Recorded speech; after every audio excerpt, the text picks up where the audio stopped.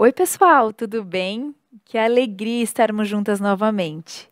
E a gente estava no mês especial das mães, né? E não tivemos nenhum capítulo do livro, porque os nossos programas foram especiais. A gente espera que vocês tenham gostado, aproveitado os temas que a gente escolheu para esse mês que passou tão especial para nós. E voltamos hoje com o capítulo 7 do livro. Um tema bastante, como eu diria, influenciador para as nossas vidas, né? Que a gente vai conversar aqui hoje. Mas antes, como vocês sabem, eu quero lembrar vocês do nosso Instagram, que é o @maternidadenareal.ipptv, e o nosso e-mail, que é o maternidadenareal@ippinheiros.org.br. E como hoje é capítulo do livro, a gente tem o nosso quadro Anota Aí. Pode rodar o quadro. Olá, eu sou Sueli Couto e a dica de hoje é sobre saúde, check-up preventivo. Você já fez o seu? E quem vai nos falar de uma forma muito clara sobre o assunto é Roberta Grabert, médica, ginecologista e obstetra.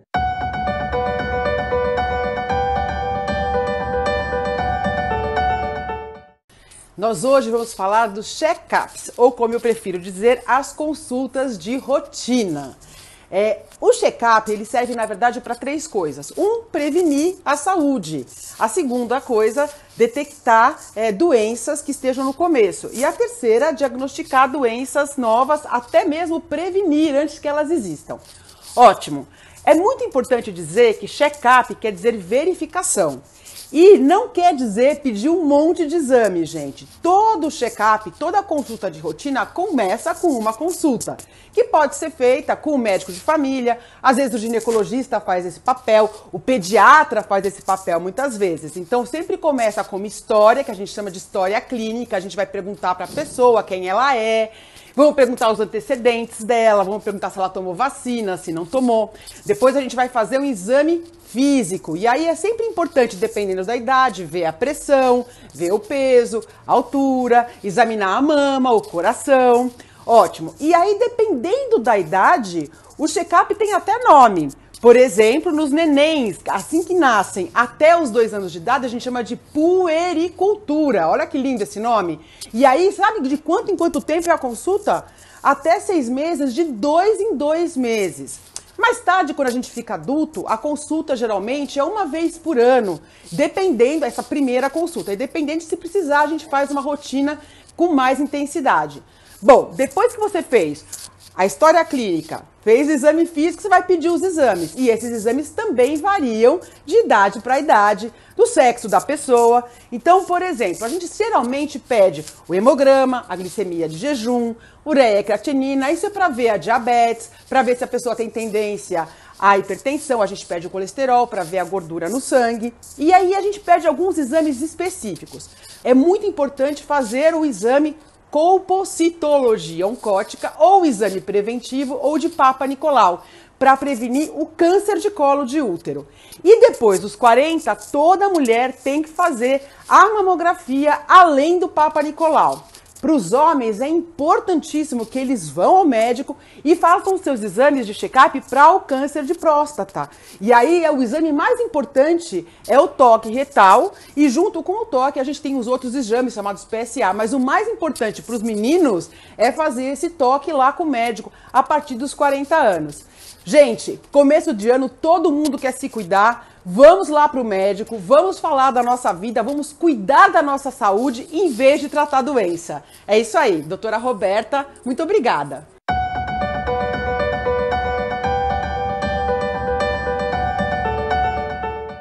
Muito obrigada, Su. Dicas muito importantes, meninas. Corram para fazer o check-up de vocês se vocês ainda não fizeram o check-up desse ano. E hoje, aqui na nossa roda, estamos eu, Elza, Rafa e B, para falar sobre esse assunto tão importante, que é sobre influenciar ou ser influenciado, que está no capítulo 7. E eu acho que a profissão do momento hoje é o influencer digital, não é mesmo, meninas? E eu fui buscar nos sites e nos blogs, o que um influencer digital faz? Deixa eu ler aqui para vocês. Olha, é um usuário de redes sociais que sedimentou sua credibilidade em uma indústria específica. Influenciadores digitais têm um grande público e podem persuadi-lo através da sua autenticidade e seu alcance. Segundo Helena Custódio, que é uma influenciadora, ela disse para o Correio Paulista: um influenciador não é um vendedor. Eles aumentam o alcance da sua marca, mas não vendem produtos. E como a gente faz para se tornar um influenciador? Segundo o site Dinamize, você precisa escolher um nicho, criar um conteúdo de valor, interagir e incentivar com interação, ter um Media Kit, que eu entendi que é um portfólio, e, por fim, interagir com outros influencers. É muito provável que os nossos filhos sigam influenciadores digitais, queiram ser influenciadores digitais, mas o que isso vai mudar na vida deles, né? Quem eles precisam seguir? Quem precisa influenciar a vida deles? Como é que está isso lá no capítulo 7 do livro, Elza? Como é que elas abrem? Então, no capítulo 7, ela trouxe aí um outro tema super relevante, né? Ela abre o livro lá falando da graça, e a gente fica querendo a lei, né? Depois, mais para frente, ela explica também que o fato de você agir com graça, você também corrige, você também educa, né? E agora ela traz essa novidade aí, de quão influenciadores nós somos e quão influenciáveis nossos filhos podem ser por outras pessoas, né? E isso me chocou, porque me pareceu aqui quase uma avaliação, né? Porque meu filho vai fazer uma escolha, né? De influenciar ou de ser influenciado. Parece que vai avaliar minha maternidade, assim, isso, né? Então, e isso aí agita a mãe nesse sentido, e ela quer aquela listinha. Porque a gente que é crente, parece que só a gente que passa por isso, né, gente? Mas está todo mundo nessa dúvida. A gente quer aquela listinha. Gente, vai ter festa junina na escola. Meu filho vai. Vai ter uma distribuição de doce aqui no Halloween. Desce, não desce, bateram na porta, abre a porta, deixa pegar o doce, e assim... E essa fantasia pode pintar o cabelo? Pode. Até que cor que pode, né? Que corte que pode? Brinco, tatuagem, música.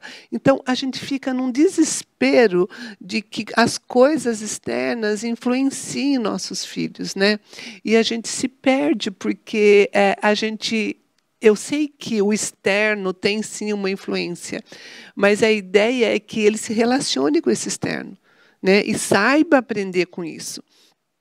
Porque senão você cai naquilo.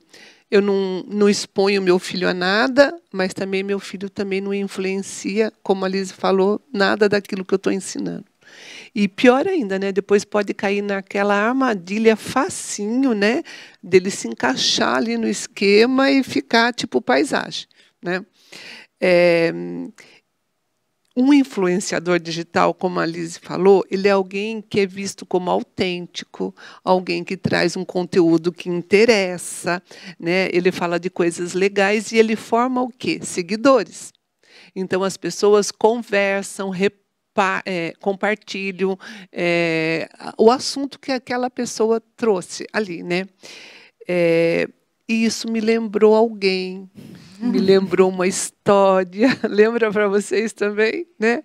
Alguém que não é um influenciador, não é só um influenciador, mas ele tem um poder transformador, né? Alguém que não forma só seguidores, ele forma discípulos. Então, assim, parece nova essa ideia, né, do influenciador digital, mas ela é tão bíblica, ela é tão antiga, né? Tem seguidores, né? Então, assim, e assim, como as pessoas gostam mesmo do conteúdo, como elas ficam maravilhadas e tal. E Jesus é isso, o Evangelho é isso, né? E aí eu fico pensando assim, lá em Neemias, eu até anotei aqui, Neemias 8:10 fala, porque a alegria do Senhor é a nossa força. Eu fiquei pensando, gente, olha, somente aquilo que alegra a Deus nos fortalece.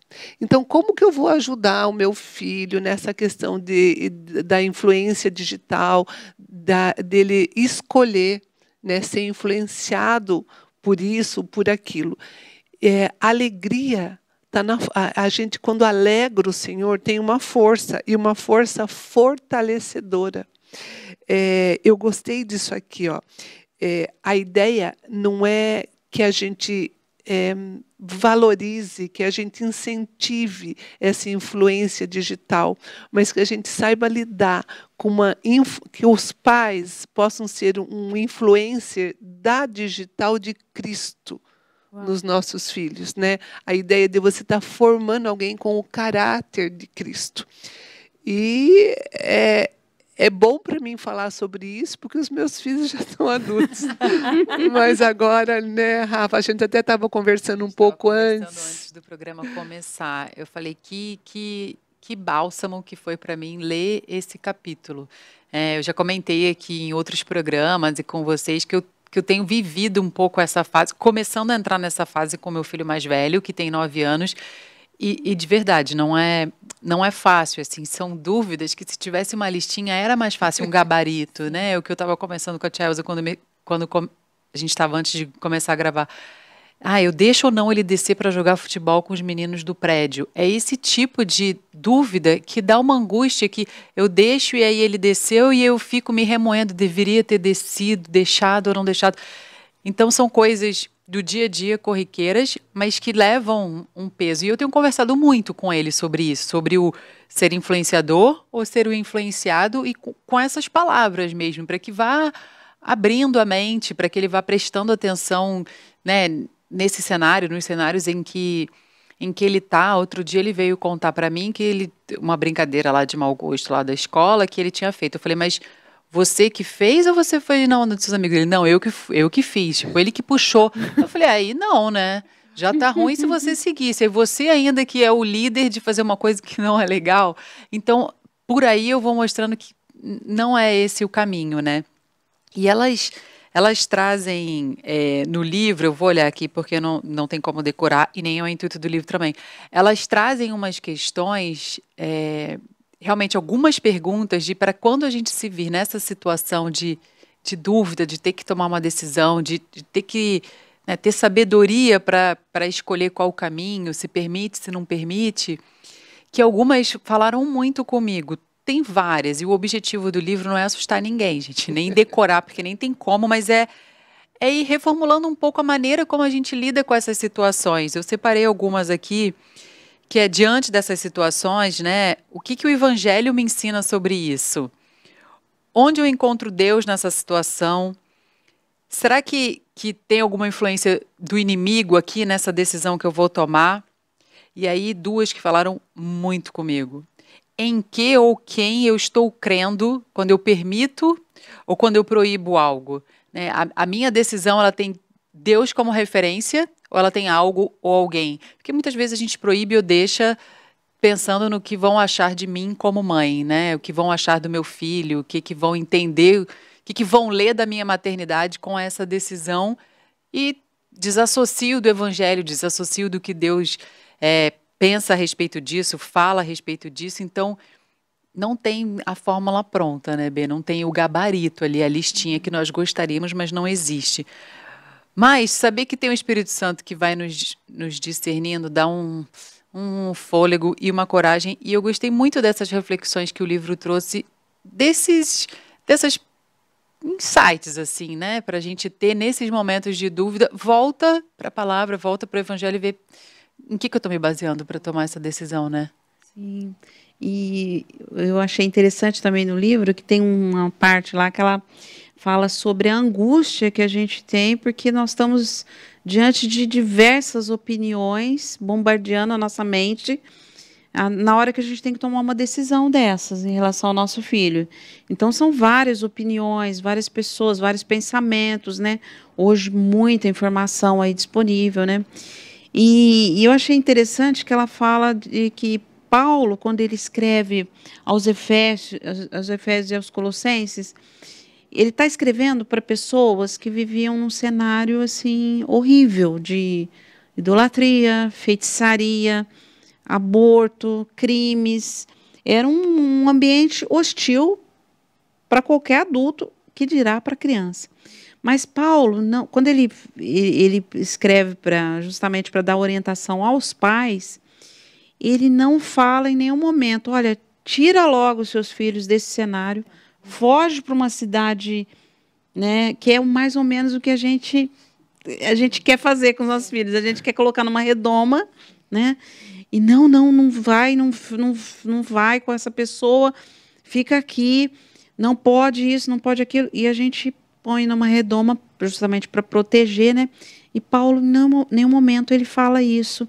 Ele dá orientações, né? Crie na disciplina de administração do Senhor, filhos obedeçam aos pais, pais não provoquem seus filhos a ira, mas ele não fala de tirar os filhos daquele cenário hostil e levar para um cenário mais tranquilo, mais sossegado, onde eu pudesse criar o filho com mais paz, né? E fazer aqueles ensinamentos. E lá na frente, então, eu poderia eventualmente soltá-los, né? O que Paulo fala, assim, que é mais ou menos assim relacionado a esse assunto, ele fala, não se coloque em julgo desigual com o incrédulo.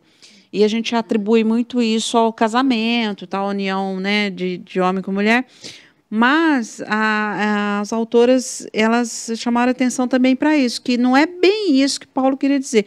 Ele está se referindo aí a pessoas que se diziam crentes, estavam inseridas no contexto da igreja e eram rebeldes à autoridade de Cristo, né, e dos apóstolos. Então, ele diz, não se reúnam com a criança, se você é criança ou adulto, não se ponha em julgo, ou seja, não se junta com essas pessoas para se rebelar contra a autoridade de Cristo, né? Então, achei muito interessante isso, porque diante desse bombardeio de opiniões e aquela tendência nossa legalista de colocar numa redoma, né, e dizer, não ouve isso, não vai... Então, Paulo, a Bíblia não dá esse tipo de orientação num ambiente talvez até mais hostil do que a gente vive hoje, né? E é interessante que a gente vendo isso e vendo como as autoras colocaram, a gente lembra de Jesus, né? Quando Jesus veio, né, Deus mandou o Filho em forma de homem, ele mandou o Filho em forma de homem e pegou todos os santos, vamos lá, todo mundo está aqui, você vai ensinar os santos. Não, ele mandou Jesus para essa confusão que é o nosso mundo, do jeito que ela está aqui hoje, com crentes, com incrédulos, com pessoas menos piores e piores, porque ninguém é bom, né? Deus, ele na sua perfeita santidade, veio aqui para o nosso mundo perfeitamente pecaminoso, né? Porque, acho que até já falei em outros programas, uma coisa que a gente sabe fazer bem é pecar.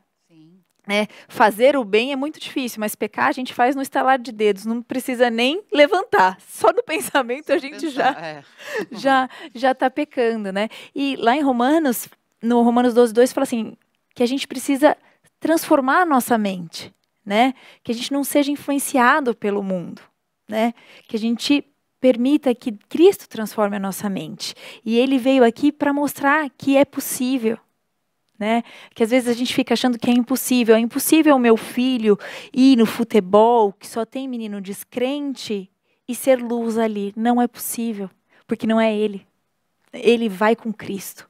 Né? Se a gente olhasse para Davi, quando ele foi enfrentar Golias, que é o que aquele exército inteiro falou, não é possível. Imagina, você com uma pedra, impossível. Né? E é muito engraçado que essa história chama muito a atenção das crianças, né? Que é um herói, ele é pequeno. E eu sempre enfatizo isso para o Rafa. Com Deus, você é maior do que qualquer gigante. Então, o nosso filho, com Deus, com a convicção certa, baseado na palavra, ele derruba aquele time inteiro. Né? Porque a palavra de Deus não é ele. Não é mesmo? Então, Liz, eu estava lembrando, né? Se você passear assim pela Bíblia, você vai ver que era um problema lá para o povo de Deus quando eles queriam ficar, quando eles queriam se separar. Sim. Né? Porque a gente tem o ID, né? E a ideia de Deus é que o evangelho se esparrame. E ouvindo a B falar nessa redoma, eu já tive, tá, gente, esse tempo de pôr na redoma, não fica só aqui comigo, na minha casa.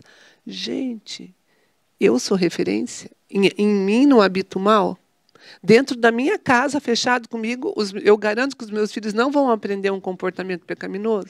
Tem como, né? Sim. Então, assim, a gente começa a achar que a gente é suficiente para aquilo. E aí você isola, né? E aí, olha, quando você... Lá na Bíblia, a ideia é que se você se isola, se você se fecha ali com o Evangelho, né? A gente sabe, né? A água é uma fonte de vida, né? E a água parada é uma água com problema, né? Porque ela vira fonte de morte, né? Só doença e tal. O Evangelho, ele é um rio que tem que caminhar. Se você isola, se você não deixa o seu filho se contactar com as outras pessoas, ou com algumas, né? Você está impedindo ele de ser luz do mundo e sal da terra também. Uau. Né? E voltando lá em Neemias 8:10, eu vou ler o versículo inteiro que fez muito sentido para mim nisso. Ó. Disse-lhes mais: ide e comei as gorduras e bebei as doçuras, e enviai porções aos que não têm nada preparado para si. Porque esse dia é consagrado ao nosso Senhor, portanto não vos entristeçais, porque a alegria do Senhor é a vossa força. Enviai porções aos que não têm nada preparado para si. Os nossos filhos podem ser essa porção do Evangelho para o incrédulo, né? E também Pedro, lembra quando... Posso te interromper rapidinho? Mas é que a gente está ouvindo isso e é lindo. E eu acho que o pessoal lá de casa também está com o mesmo sentimento que eu estou aqui, quando eu li. Que é fácil a gente olhar na teoria, né? Mas quando a gente olha a história de Neemias mesmo, ele lutou e ele enfrentou e foi muito difícil para ele, né? Assim, foi Deus que foi. E é isso que você está falando. A gente acha que é a gente que vai levar o nosso filho. E é nisso que a gente tem que parar e refletir. Eu não posso contar comigo, não é, Elza? Então, e é isso, né? Assim, a gente se perde um pouco, eu acho. E isso até conversando, né, Rafa, antes, assim, não é, além de eu ter a presença do Espírito Santo, eu preciso que o Espírito Santo, como diz o pastor Hernandes, seja presidente em mim. Né? E assim, ele está me regendo, ele está me orientando, está me ensinando a ver e fazer as coisas. E isso é um problema, porque eu acho que muito dessa dificuldade que a gente tem com os filhos é a nossa deficiência mesmo de dependência de Deus. Né? E aí a gente fica meio que depende do que... Nós temos um problema gravíssimo com obras. A gente quer ter obras, né? E a gente quer fazer, acho que é o nosso fazer. Eu lembrei também da história de Pedro, quando ele estava lá num jantar com os judeus que não eram circuncidados. Aí, quando chegou o povo que era circuncidado, ele quis sair dali da cena. Né? Está escrito aqui que no versículo 14 de Gálatas 12, ó, Pedro não procedia corretamente segundo a verdade do Evangelho. Né? Então, assim, o Evangelho não ensina. Jesus, em momento algum, se separava das pessoas. Ele ia em direção. Né? Ele estava lá. Mas eu sei que a gente precisa... a gente tem que cuidar do filho, principalmente um filho pequeno, ou adolescente. O filho adulto, você já não tem mais esse poder de permitir ou não. Mas você imagina que você já preparou ele, porque o tempo todo ele vai ter que estar discernindo as coisas. Né? Então, assim, a gente tem medo de expor o filho. Medo. Deus nunca trabalha com a gente através do medo.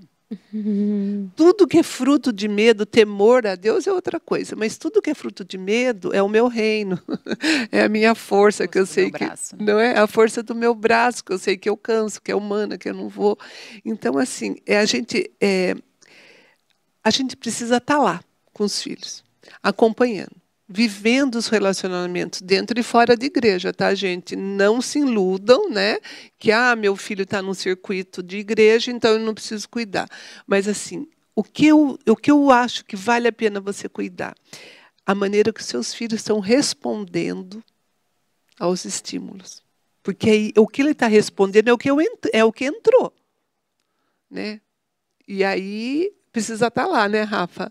Na hora de dormir, na hora de comer, conversando. Porque o que a gente está falando aqui também não é largar os filhos, né, sem nenhuma supervisão. Sim. Ensinei e tchau, né, mas comigo já fiz a minha parte. Né? Essa essa observação, é um trabalho ali ininterrupto de olhar com quem tá, o que tá falando, o que tá vendo, o que ouviu, quem são os amigos, o que os amigos estão dizendo, como isso tá, como é que esse estímulo, né, tá tocando o coraçãozinho, a mente. Então, mas, Rafa, você falou e falou pontualmente, mas olha como a gente faz isso. Quantas vezes a gente fala, eu já não disse? Como se fosse suficiente, não é? Como se uma vez fosse, bastasse. Imagina se Deus falasse isso pra gente. Falei isso, voltou nesse ponto. Exato. Então não é deixar, mas é estar ali sempre perto. Só que um ponto que você comentou, Tia, que esses relacionamentos fora que eles tenham no futebol, na escola, é um campo missionário para eles, né? Talvez eles sejam a única criança, o único adolescente que aquele incrédulo vai conviver. Outro dia eu falei isso para o Davi. Eu falei, talvez você seja a única criança que tem essa fé na sua sala. Né? Então, é o único canal ali que o evangelho pode ser espalhado. Então, eles têm que ter essa consciência de por onde você for, o perfume de Cristo tem que ser espalhado através da sua vida, né? Sim. Eu acho que conhecer isso, elas colocam isso como uma dica preciosa, conhecer o filho, acompanhar o nível de maturidade dele, ele está pronto para lidar com essa situação. Não posso expor o meu filho se ele não está pronto ainda para isso, né? Então, a responsabilidade dos pais de conhecer, né? De conhecer os amigos, amar os amigos dos filhos também, né? A gente, ao longo da jornada da criança, do adolescente, a gente conhece um monte de gente que a gente pode oferecer amor, pode oferecer um ensinamento da palavra de Deus, né? E tendo esse discernimento, essa sabedoria de Deus para avaliar também o nível de maturidade dos nossos filhos, né? Sexta-feira eu ouvi um depoimento de uma pessoa do meu grupo de pastoreio, ela contou com lágrimas, assim, que ela tinha raiva de crente, não queria ter amizade com crente, mas sempre Deus colocava famílias que serviam ao Senhor no caminho dela. E ela até contou uma história engraçada, que ela falou que ela ia para a casa da avó dela, mas na casa da avó dela não tinha piscina. Então, eles iam tudo nadar na piscina dos que eram crentes, achavam ruim, né? Mas estavam lá na casa do crente. Por exemplo, ela falava alguma coisa que o pessoal não gostava, o pessoal falava, não fala isso aqui, isso não é legal, tal, né? E ela não ficava... assim, não gostava, né, mas estava ali, sempre naquele ambiente. E uma coisa que ela percebeu, que as pessoas tinham muita paciência e oravam por ela e falavam que estavam orando por ela e tinham muita paciência. Até que chegou um dia depois de adulta, né, ela se converteu, ela serve na nossa igreja.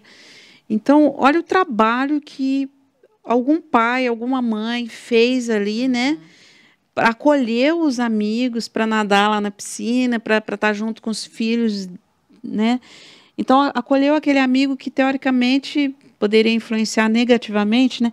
Mas não, essa família acolheu, orou, falou que estava orando, né? Comunicou o evangelho para aquela menina e ela um dia veio conhecer o Senhor, né? Hoje ela serve o Senhor.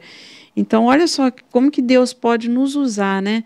Mas é lógico que a gente precisa, né, uma coisa que eles alertam aqui no livro, que elas alertam, conheça teu filho, acompanhe o nível de maturidade dele e vai colocando, vai permitindo a exposição na medida em que você percebe, né, que ele está pronto para isso, né? Porque hoje tem inúmeras coisas que chamam a atenção dos nossos filhos, né? Se a gente for para a internet, vai para esses streamings, hoje está tudo disponível, né? É muito fácil eles descobrirem quem é, o que essa pessoa faz, o que essa pessoa fala. Esses dias em casa, o Rafael virou para mim e falou assim, mãe, é legal isso. Eu falei, isso o quê? Esse Lucas Neto. Eu falei, mas quem te apresentou isso aí? Eu nunca ouvi falar. Ah, meu amigo levou um livro na escola, a professora leu. Eu falei, nossa, eu nem sei o que esse cara fala. não tenho a mínima ideia de quem ele seja.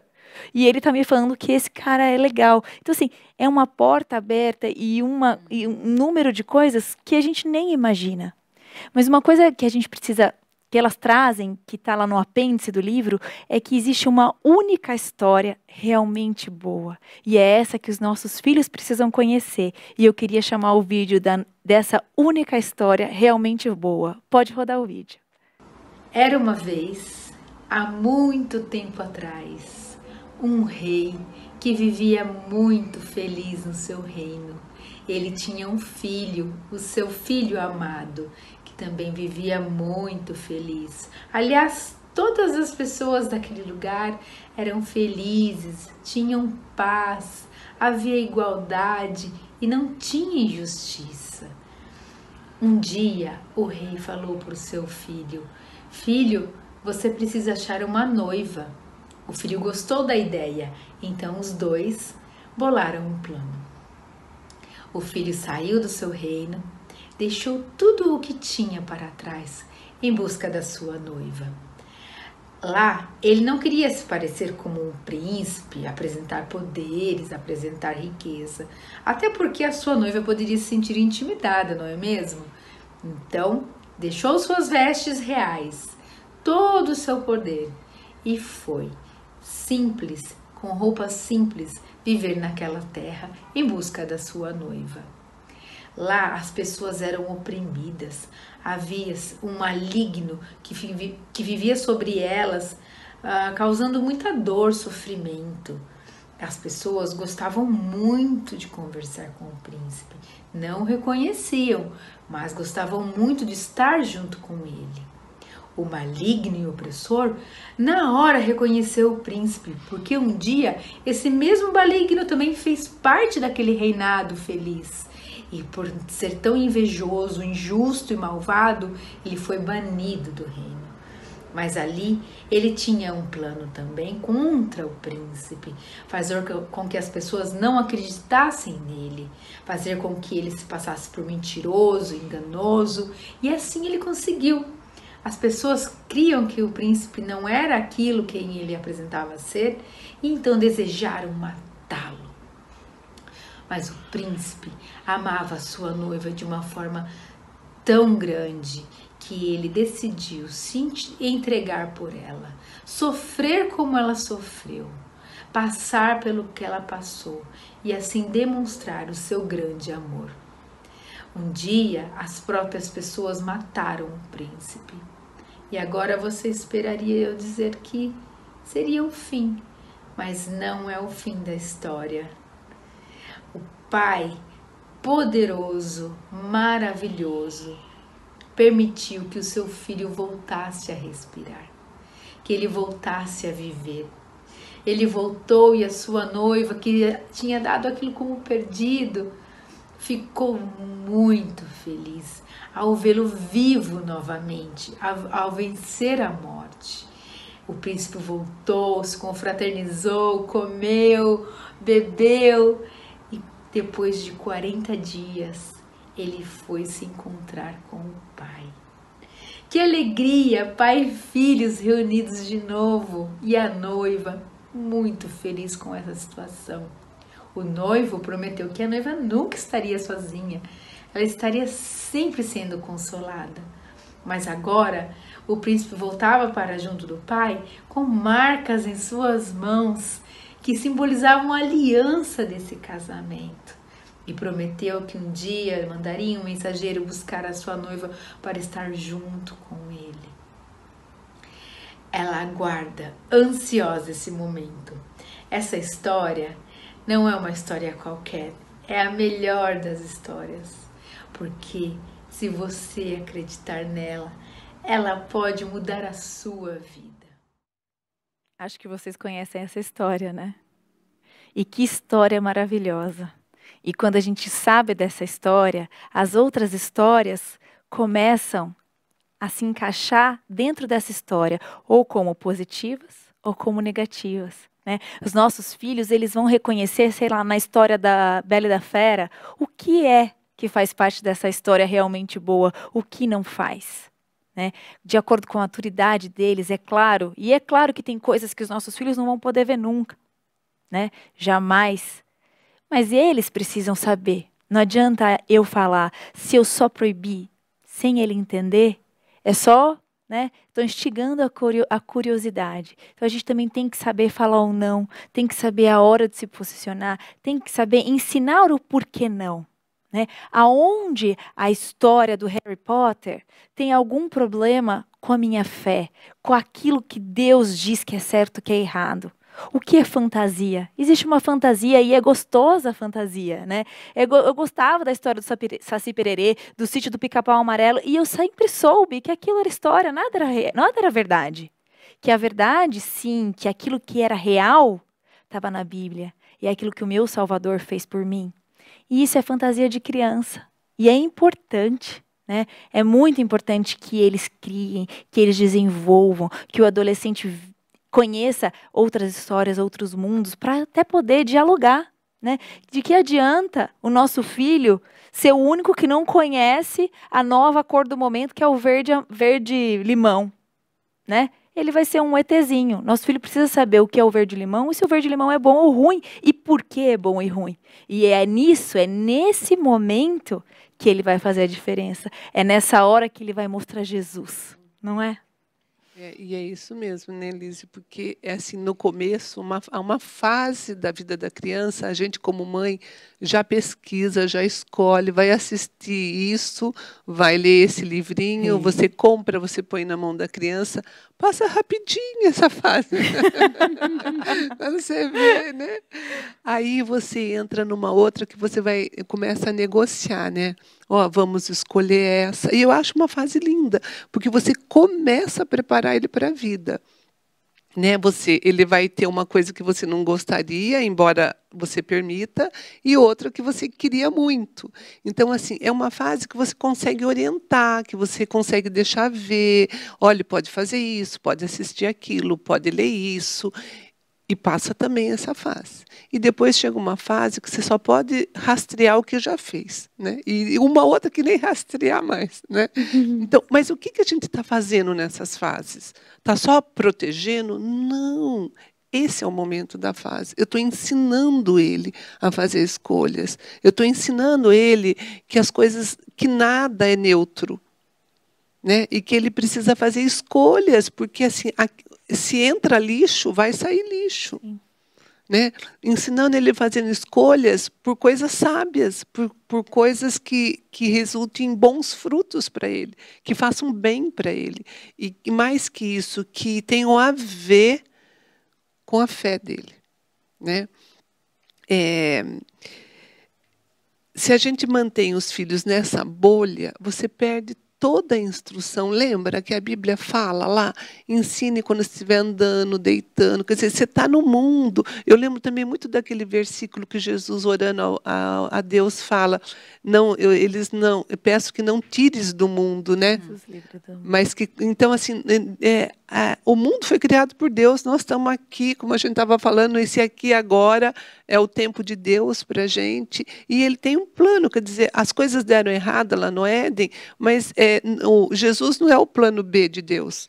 Né? Jesus já viria, o Espírito Santo já veio, então nós temos essa tranquilidade. Eu penso muito também que, por vezes, chega a ser até um orgulho da gente. Ai, meu filho não vai se relacionar com essa outra criança. Às vezes, é até isso que você falou, né, Rafa? O seu filho que acaba trazendo uma ideia que não estava no grupo ali.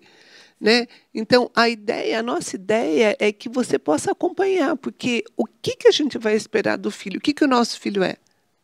Pecador. Biblicamente, pecador. Então, não é que você vai desejar ou esperar o pecado dele, mas ele vai pecar. E você tem que ter essa paz no coração, essa certeza que o Senhor é sobre ele e vai te ajudar. E você vai fazer a sua parte. Qual é a nossa parte? É ensinar, é alertar, é contar essa história da qual ele faz parte, né? Trazer ele para esse estado. Ó, eu mesmo tenho uma história, né, que eu agi de uma maneira que não foi boa. na época do Harry Potter, né? O meu filho mais novo, o Murilo, foi a fase dele. E ele gostava, e ele queria comprar a série. E eu falava, imagine que eu, mamãe cristã, vou comprar a série do Harry Potter para esse menino? Ah, mas não vou. Bom, ganhou um dinheirinho de aniversário da avó. No fim, ele descobriu um sebo que tinha a coleção completa. E o dinheirinho que a avó deu dava para comprar, porque na época os livros eram caros, né? Ia saindo assim por numeração. O menino leu tudo e eu fiquei, e agora? Eu faço o quê? Porque chega uma hora que agora ele está fazendo escolhas, né? Aí vai lá eu estudar, eu ver. Eu fui na igreja, tinha um livro que fazia um paralelo, isso que você falou, Lise, que mostrava ali o Harry Potter daquele jeito, que a gente podia ver de Cristo, que podia questionar, aonde deturpava a ideia, né, que não seria boa para ele. E aí fui lá eu aprender tudo isso e ver. E aí, quando a gente teve a oportunidade de, quando a gente viajou, ir lá naquela estação do Harry Potter, eu lembrei daquilo. Falei, olha, como assim uma mente fechada, eu na época não ia deixar ele ter acesso e ele não ia poder formar a opinião dele, né? Então eu penso que a gente fica muito insegura de deixar ter acesso, porque às vezes a gente pensa que o tanto de evangelho que a gente deu para aquela criança ainda não é suficiente. Só que não é o meu evangelho que é suficiente, né? É o Deus habitando nele, né? Bem o que a Elise falou, não sou eu, né? E a gente fica como eu não vou estar lá perto, como é que ele vai, né? Ele não vai ser influenciado por mim, não vou estar ali por perto. E eu lembrei que o Edu, um presbítero aqui da igreja, falou há muito tempo atrás, a gente já tinha chegado aqui numa sala da escola dominical, que a gente estava estudando, e alguém perguntou por que a gente não falaria de outras religiões ou de outras seitas, alguma coisa assim, para a gente saber como era. Ele falou assim, porque o que a gente precisa saber é a verdade. Para você, dizem, e é isso mesmo, para você reconhecer uma nota falta, você tem que conhecer no detalhe a verdadeira. Que sempre que você estiver diante de uma foto, você tá faltando isso aqui. Então, é isso, né? Muito que a Lise falou, os nossos filhos precisam conhecer essa boa história, essa bela história, essa história perfeita. Que toda vez que eles identificarem alguma coisa que não está fazendo sentido com essa história, então, isso aqui não tem muito a ver. Esses dias, também com o meu mais velho, a gente estava conversando sobre um amigo dele, lá eu estava ajudando uma mãe amiga para entender o que tinha acontecido num episódio na sala. E fui começando a fazer perguntas para ele, e aí, foi isso, foi A, foi B, foi aí. E a ideia que eu tinha dado para a mãe é, vamos ver se o Davi consegue ajudar no comportamento e tal, que é muito amigo. Ele mesmo deu a ideia, ele falou assim, eu já sei o que eu posso fazer. Eu posso tentar parar ele quando ele for fazer uma brincadeira que não é legal.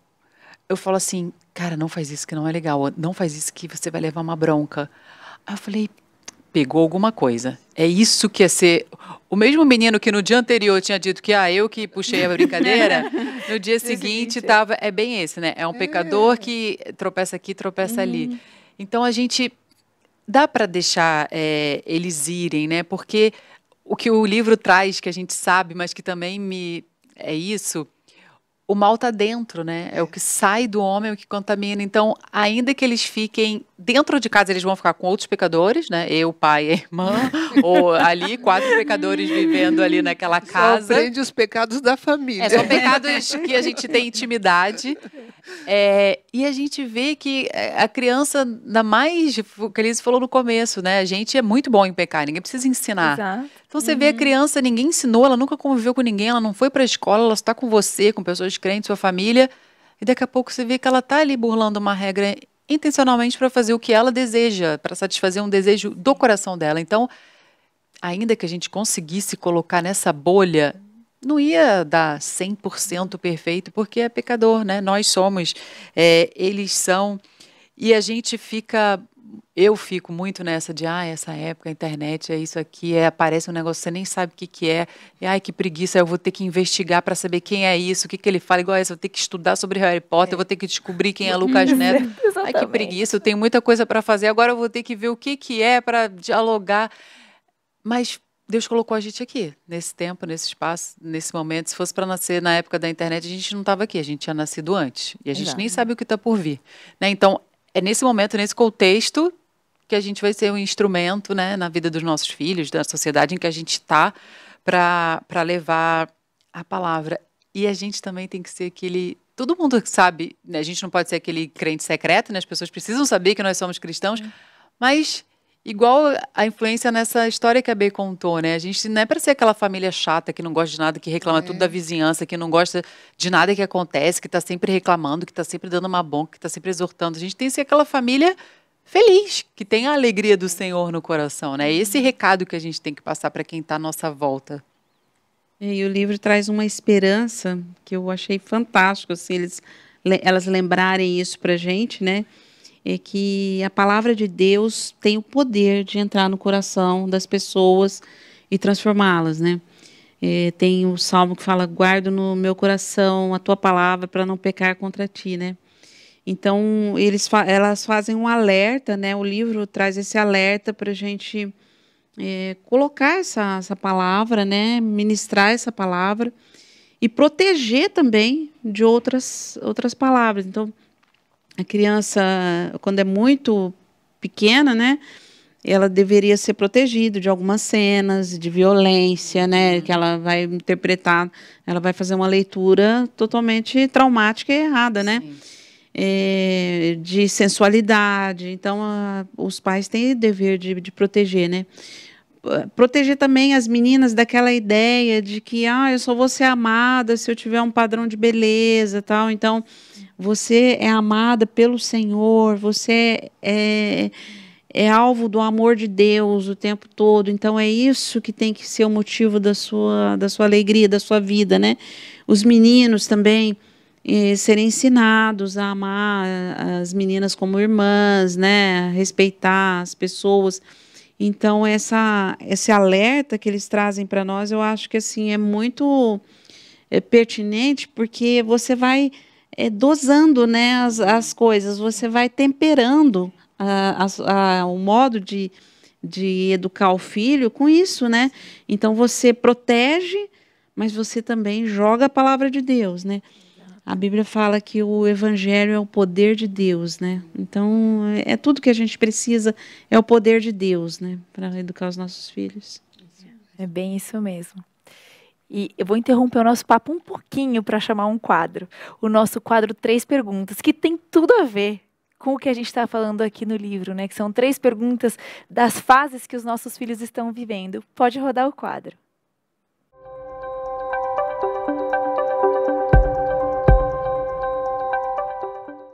Muito bem, meu nome é Denis, nós somos de Campinas, sou casado com a Carolina há quase 21 anos, nós temos a Sara com 16 anos e a Júlia com 13 anos. Agora nós vamos ponderar um pouco sobre as questões que nos foram apresentadas. O que é mais gostoso nessa fase? Bom, com as meninas nessa fase, o que é mais gostoso é o companheirismo. Não existe mais aquele trabalho braçal que é necessário quando elas são crianças, de cuidar, trocar, alimentar. Elas já dão conta de fazer isso tudo sozinha. Então, é possível da gente fazer um passeio juntas, uma caminhada, um esporte. Eu gosto muito de pedalar e é uma coisa que a gente pode fazer com as meninas. A gente pode caminhar, cozinhar juntas. A Sara gosta muito de cozinhar. A Júlia também. Então, são coisas que a gente pode fazer juntas. Do meu ponto de vista, eu acho que o aspecto mais gostoso que tem é nós podermos vê-las caminhando com as próprias pernas. Do aprendizado que foi dado pouco a pouco, seja lá atrás, tirar a rodinha da bicicleta, agora elas pegam uma avenida e andam, cuidar da comida, agora elas vão lá e cozinham. Então, esse aspecto de cuidar, e depois nós olharmos para o que foi alcançado, isso é muito gostoso, muito curioso nessa fase em que elas estão vivendo. E a maior preocupação nessa fase? A maior preocupação nessa fase, na adolescência, os amigos são bastante importantes. Eles são um referencial para o adolescente. Eles gostam de andar em grupo, em turma. Então, a minha maior preocupação é com o tipo de amizade que elas vão ter. Quem são as companhias, quais são as influências, com quem elas estão andando. Então, eu acho que essas amizades podem influenciar bastante no cotidiano. Então, é uma preocupação que eu tenho. De minha parte, a preocupação, além do aspecto das amizades, da influência das amizades, é de fato que influência que nós deixamos para com elas. Eu penso, né, o que elas dizem sobre mim, sobre a Carolina, para as amigas que elas possuem. Qual é a mensagem, qual é o exemplo que nós damos para elas nessa fase, né, que elas estão andando com as próprias pernas. Essa é uma preocupação. Qual que é o caminho que nós deixamos para com elas.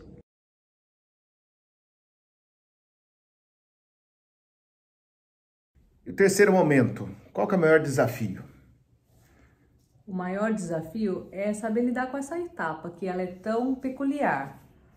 Ser mãe de adolescentes implica em trabalhar num momento em que elas fazem questionamentos, elas confrontam, elas perguntam, e eu tenho que aprender a lidar com isso, saber como responder, como lidar, qual que é o melhor momento de falar com elas. Então, esse é o maior desafio para mim, saber lidar com essa fase que é a adolescência. E ao mesmo tempo que nós queremos ficar muito com elas, elas já querem sair com os amiguinhos, com as amiguinhas, passear e etc. Então, um dos desafios é compreender exatamente, né, essa fase delas quererem ter os seus próprios passos. Igualmente, eu e a Carolina, como que nós podemos cuidar do nosso relacionamento enfrentando essa nova fase, né, das meninas quererem sair com as amigas, e o que nós podemos fazer juntos, né, exatamente para manter o nosso relacionamento, manter o nosso cuidado recíproco, as nossas atividades comuns. Esse é um desafio que se mostra no meu entender também.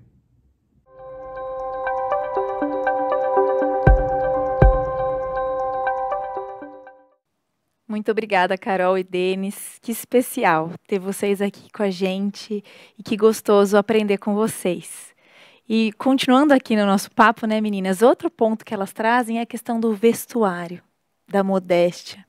E como é difícil, às vezes, a gente entender o limite e até onde a nossa roupa vai falar da gente, né? E, especialmente para meninas, essa é uma área que é muito difícil, né? Como a sociedade prega agora, que as meninas não precisam se preservar, que o corpo é delas e elas podem fazer o que bem entenderem, e a gente sabe que não é, né? Que você instigar o outro a te desejar é um pecado, né? E como é o contrário do que o mundo diz.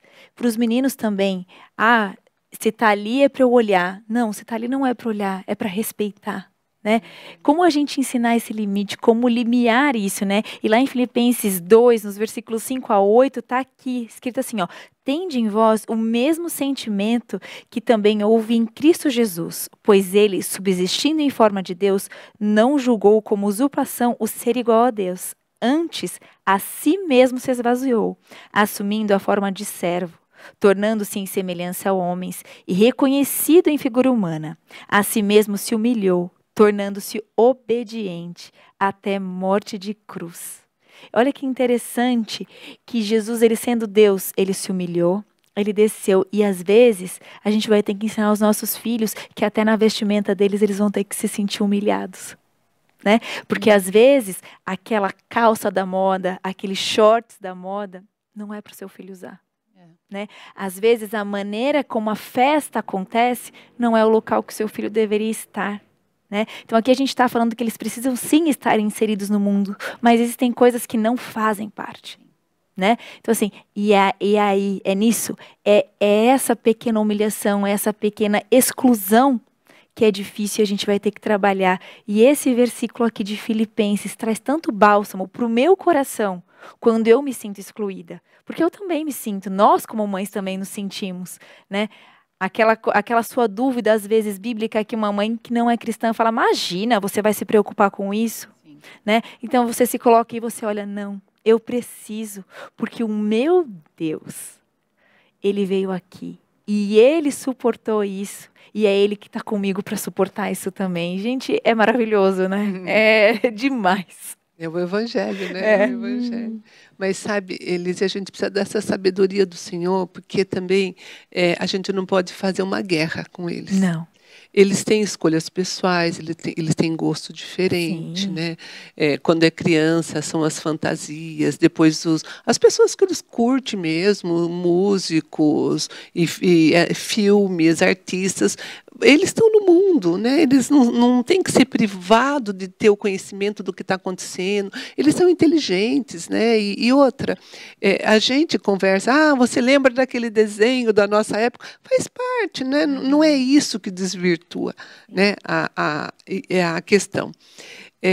Eu acho que quando ele põe lá a sua fantasia de Superman, agora eu sou forte, eu sou poderoso. A menina põe a roupa de princesa, agora eu sou linda. Gente, tá rolando isso mesmo no emocional, na cabecinha deles, né? E tem que rolar. Tem coisa que é do mundo infantil, que é do mundo do adolescente. Tem que acontecer. Eles têm que ter esse sonho. Eles estão aqui. Eles têm sentimentos, emoções, pensamentos, né? Mas o que eles precisam saber não é que eles não possam sentir isso, mas eles precisam saber que eles são fortes no Senhor, que eles são belos no Senhor. Então, essa brincadeirinha, como você falou que gostava do Sítio Pica-Pau Amarelo e tal, não mexe com o espírito, com a fé da criança. Né? Então, eu vi que no livro ela trouxe uma questão, pelo menos quando eu fui lendo ali, a questão da identidade. Se a gente não consegue trabalhar com o filho, mostrar para ele e orar ao Senhor para que o Espírito Santo trabalhe a identidade dele, e o que eu ponho por identidade aqui? O valor, o quem ele é, né? A que história ele pertence, né? E porque chega uma época da vida que as escolhas dos nossos filhos acabam nem sendo porque eles realmente querem aquilo. Dá até dó, às vezes, você vê a criança escolhendo por causa de medo de ser rejeitado do grupo. Né? Então, quer dizer, eles já estão servindo um outro Senhor. Né? O que vão pensar de mim? Como que vai ser? E a gente precisa buscar por esse pertencimento que o Evangelho dá. E você falou, né, Lise, de Filipenses, e eu gosto muito dessa passagem, mas eu penso assim que todo mundo, não é só os filhos não, as mães também, todo mundo é atraído por esse canto da sereia, esses bezerrinhos de ouro, né, gente, não é?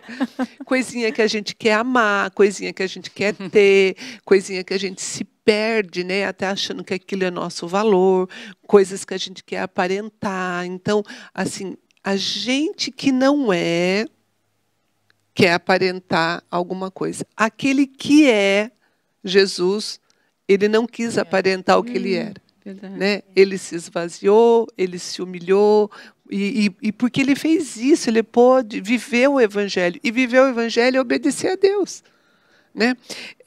Então, eu penso que o nosso trabalhar não é nessa falsa modéstia, porque às vezes eu já ouvi mãe falando assim, não vou comprar esse tênis que é muito caro, o que vão pensar de você de ter um tênis caro? Nossa, parece piedoso, mas está ensinando de novo a criança olhar o que os outros vão pensar. Né? Então, assim, a gente se perde nessa aparência. Querendo acertar, se atrapalha toda. E assim, é muito difícil. Muito. E aqui o livro, a gente poderia continuar aqui nesse capítulo por horas, né? Porque ele é extenso, é um assunto que a gente é inesgotável. Porque aquele que nos influencia é uma fonte inesgotável. Né? E a gente pode ir lá, mergulhar na fonte, beber da água e transbordar desse rio, que é Cristo. né? Lá em Mateus tem um versículo que fala assim, Mateus 5,16, assim brilhe a luz de vocês diante dos homens, para que vejam as suas obras e glorifiquem ao Pai de vocês que está nos céus. Que os nossos filhos sejam reconhecidos por serem filhos de Deus. Que eles sejam reconhecidos pelas obras que glorificam a Deus. Que nós consigamos, dentro de casa, viver o Evangelho. E é dessa maneira que a gente vai influenciar os nossos filhos. Porque é um belo lugar na graça de Deus para a maternidade. E que delícia e que bênção é descansar nisso, não é mesmo? Um beijo, até o próximo programa. Tchau, pessoal!